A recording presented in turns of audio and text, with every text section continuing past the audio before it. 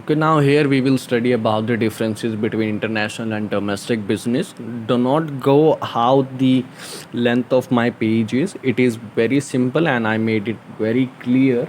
If you studies all these points, these would be very helpful. And only to score a good marks above 80, you can expand these points. These are some points which I have written down in a brief. So, meaning of international business, we will here study. It refers to the buying and selling of goods beyond the geographical limits of a country. Whatever we are buying and selling beyond the geographical limits of a country, that would be international business.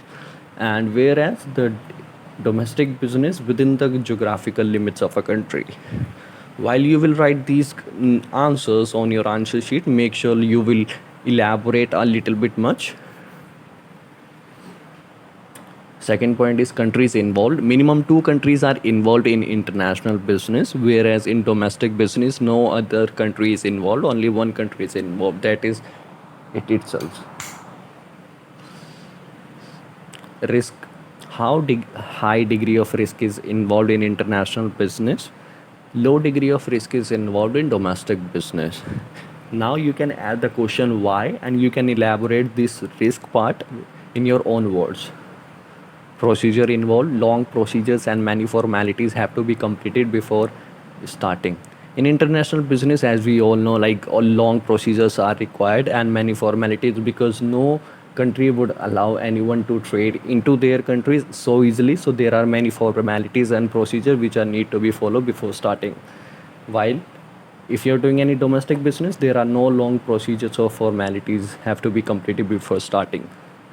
Mode of payments. In international, payments are made through bill of exchange or through banks, while domestic you can pay by cash or via check. Legal rules and regulation. International rules and regulations are applicable.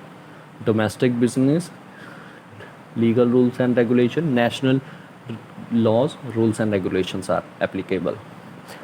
Mode of transport used in international business, they use is sea transport and air transport, whereas in domestic business we use road railway mode of transport. Cost involved in international business. Operating cost of external trade is higher due to the involvement of long distance, and while in domestic business operating cost of internal trade is lower.